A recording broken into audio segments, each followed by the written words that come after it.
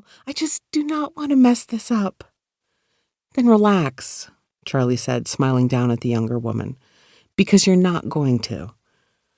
The sound of the double doors opening drew their attention. Felipe Delgado strode in, shoulders back and head held high like he owned the place. He didn't, but as the manager of the Pearl Sands Beach Resort, he oversaw all of its inner and outer workings and was the reason Charlie had been hired on to start the resort's new concierge program. "Go on home," Charlie urged the woman. "I'll answer the million questions Mr. Delgado likely has for us." Juliana looked a little shocked at Charlie's bold comments about their boss, but she nodded and scurried off to the desk she shared with Charlie in the lobby. "Ah, Miss Davis, how are preparations going?" Felipe wore a lightweight linen shirt over tan pants and expensive leather shoes. His salt and pepper hair was immaculately groomed, as was his beard, but his dark brown eyes held a hint of tiredness Charlie was surprised to see. "They are going just as well as they were the last time you checked in." She looked at her watch for dramatic effect. "About 20 minutes ago." "It was longer than that." "All right, 25. She held his gaze and offered a smile. "Are you all right?" He looked taken aback by her observation, but shrugged. "It is my mother. She is not doing well, and I have been spending more time at the facility we moved her to. But they only have one of those awful lounge chairs to sleep in. Not comfortable at all." "I'm sorry to hear that." Charlie felt for the man. He had to balance a demanding career as well as a big event week the resort was all but hosting, plus his own family life. A twinge of regret snagged at Charlie's heart, but she didn't let herself inspect it. Not here, in the middle of a mostly empty ballroom, with the man who was not only her boss, but a friend. "She is doing better, but the commute is likely to kill me as well." He let out a long sigh.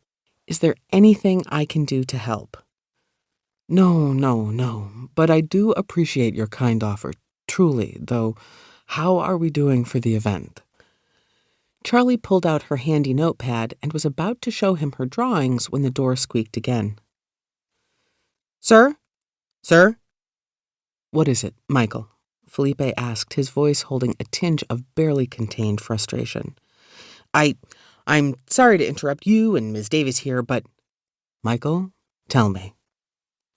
Charlie turned raised eyebrows to Felipe. He wasn't usually short with anyone on staff, but ever since the owner of the resort had insisted that he hire Michael Adair to help with the day-to-day tasks around the resort, she had seen Felipe trying his best to avoid the younger man. "Right. You wanted to be updated on the arrival of you-know-who." Michael raised his brows in an exaggerated fashion. "Miss Kent and Mr. Armstrong, yes? What of it?" "Well, they're here." Charlie watched as Felipe's eyes narrowed. "What are you talking about? They are scheduled to arrive tomorrow afternoon." "I know, that's why I'm here. Their suites aren't ready, and I don't know where to put them." Michael slammed his mouth shut and blinked his large, round eyes. He looked a little like a fish, and Charlie had to keep herself from laughing at the image. "I see." Felipe's usually calm exterior slipped back into place as if he had always expected the guests to show up early. "Charlie, would you like to meet our guests?" Charlie frowned. "I've got a party to plan." "My dear, don't you know?" She frowned back at his amused expression. "Know what?" "It's their party you're planning." Charlie was the first to admit that she didn't keep up with social media or popular news outlets. But when she walked into the lobby of the Pearl Sands Beach Resort, she could see that she was in the minority. Despite the evening hour that usually saw the lobby empty, it was filled with hotel staff as well as a large party, likely the ones Michael had mentioned, ready to check in. "News spreads fast, huh, Miss Charlie?" Parker, one of the bellhops, said, with a wide grin. She shook her head. "All of this for 2 people?" "2 massively famous people," Parker amended.